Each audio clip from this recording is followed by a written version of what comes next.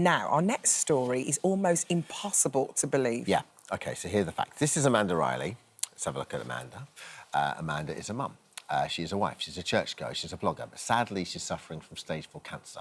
Or, at least, that is what she told everyone. For almost a decade, Amanda took thousands in donations, but her cancer diagnosis was all a lie. Yeah, it's a huge financial and emotional scam.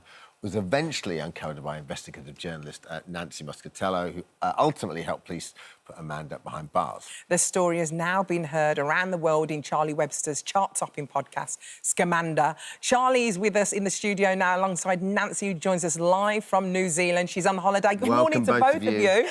Thank you for joining us. Thanks for interrupting the holes as well at 2 a.m. or whatever it is over there. Come on, Nancy. Thank you. I mean, I listened to this podcast. I listened to the first episode.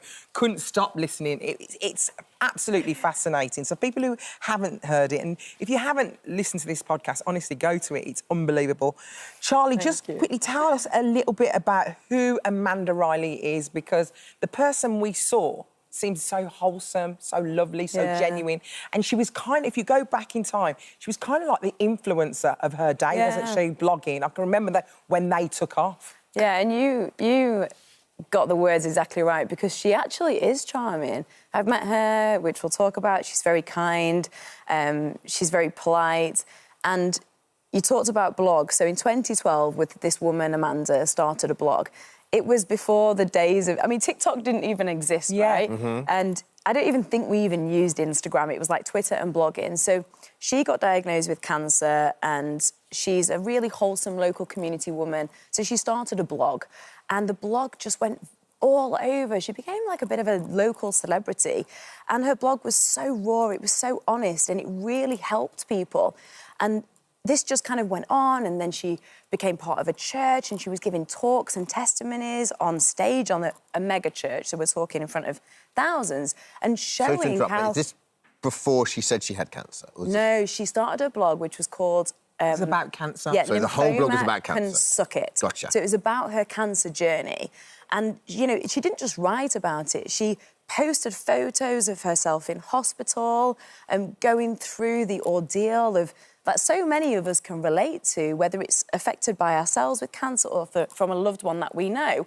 And she was honest with that, and we know that when you hear other people's stories, it helps you, right? When you hear their pain, you're like, I'm not alone in this. And why would you question that? Because Exactly, you see the exactly. pictures and you wouldn't. see someone's testimony, of course you want to believe Yeah, them, don't and you? obviously when you hear these heart-wrenching stories and then somebody asks for money, of course you think, oh, I want to donate, I want to help. If they're saying, oh, can you help me with some of this chemo or some of this medicine that I need, of course you're going to help, aren't you? Yeah, so as part of her blog, she set up, you know, a donation page, and she was just said, you know, can you help with meals? And so people, you know, small things like that. So, you know, when I've got to go and fly to New York for a clinical trial, and like I said, it wasn't just... it's not like she sat behind a keyboard. She was in hospitals.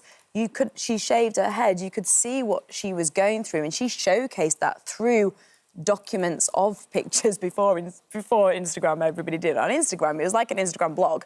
And she started to ask for money, and people gave money, but they also gave, you know, cash, not just through her website, in-kind services, looked after her children, because in the end she had a miracle child and another miracle child. We'll get onto that. And people helped her. Yeah. Because they want... you know, we should give. It's really important that we help people that are struggling. Unbelievable. So let's bring Nancy in. Nancy, you're a journalist. When did this come to your attention? And was your first contact with this someone saying something doesn't add up here?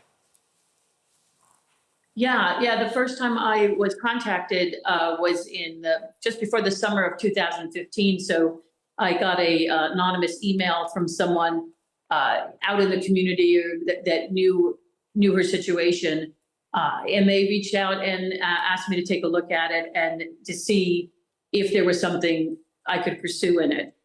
They had information that was, you know, very helpful to kind of as a jumping off. That made sense to me to say, okay, let me have a look at what's going on here. So after investigating and doing quite an extensive amount of investigation, you then decided, you know what, I've got enough evidence here, and you went to the police, didn't you? Yeah, it's because, that wouldn't normally be something I would do if I would be able to move the story forward and be able to tell it on the television show I was working at the time.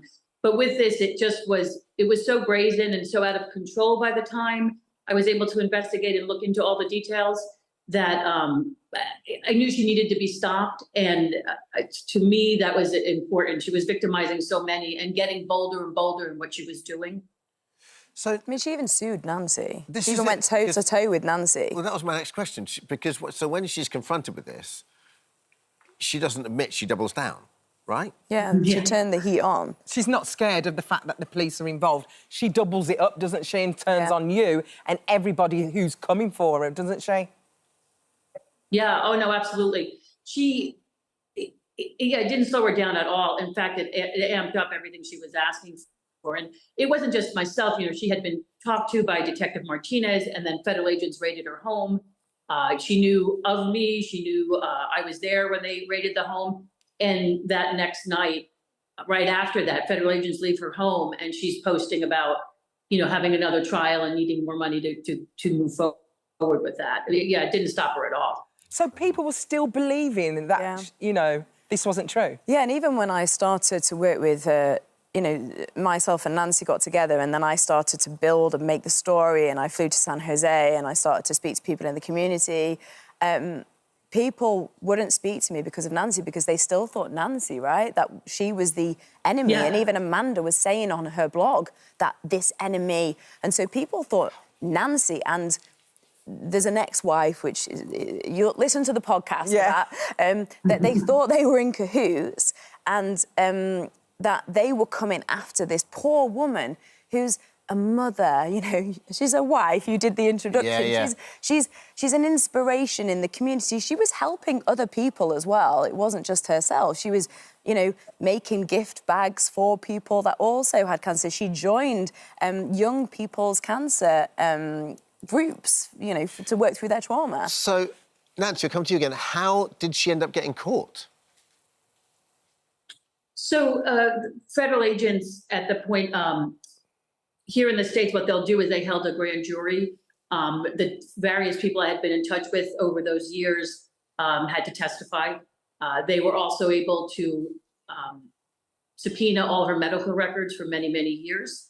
And from that, they were able to put together their case for assistant U.S. attorneys here in the United States, and were able to, it was actually the first federally indicted person for a cancer scam ever by the IRS or by a federal agency. It's an unbelievable story. It really is an unbelievable story. And the fact that the judge actually gave her 5 years instead of 12 months, because ultimately he was they were so disgusted with what she had done. Yeah.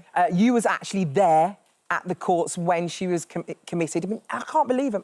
Charlie, you're still speaking to her in prison, aren't you? Yeah. So, oh my God, how long have we got to explain that? No, did she do it for the money? Did she did she do it for the accolation? I think she did it for validation and attention. And I've gone a bit back into her history, and I think this is something that started to happen over time. We found out a lot of things that she was doing, say, at university age, where she would lie about things to be able to get away with not working and things like that. So I think Nancy thinks it's money, so we have a different opinion. Yeah. I think it's about attention, and we even can relate to it very quickly in terms of, like, social media. We look at how many likes, affirmation, validation, and she just started to build that over time. This went on for so long, but the key thing about this was she did tell the truth, technically, because she did go to clinical trials. She was in hospital with pictures of a shaved head. Yeah. She fainted in church and, she wet herself and had symptoms, and she was picked up by an ambulance, and people saw that. So why would you question her? She was extremely clever, vindictive and manipulative, but she is speaking to me in prison, and she feels like she's the victim of all this. Who's she blaming? Nancy. So is she saying she's still got cancer? The one that Nancy's on holiday, I mean, she must need it. I know. She's saying she's got health problems, and she is saying it was this scheme to get her and to ruin her life by Nancy, so she's not necessarily taking accountability for it. Charlie, what do you think, and Nancy, I'll ask you as well, what do you think her end game in all of this is or was? Oh, God, that's such a good question. I still feel like she believes some of this. So the reason why, Alison, you mentioned the judge came down so hard on her wasn't because it was the first case of its kind, was because the judge said she thought she was a risk to society because she feels like she's going to do it again. Yeah. So I feel what people believe sometimes their own lies, and then it becomes very hard because they just repeat those pattern of behaviours. But I think it is attention. Yeah. So I really, think it's all she needs about help. Yeah. Do you think anybody else is doing anything like this, Nancy? Oh, that's a good question. Yeah, I mean, There is.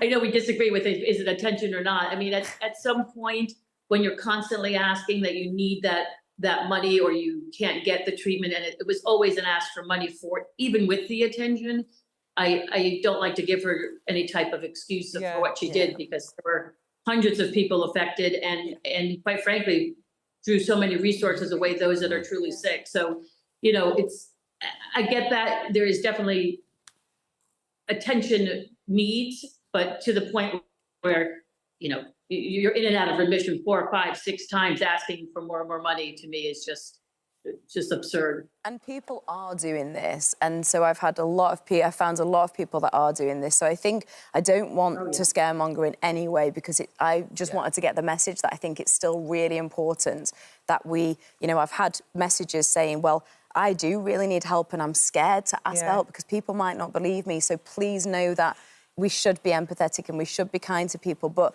just be aware of manipulative behaviours, because it's not this big scary monster.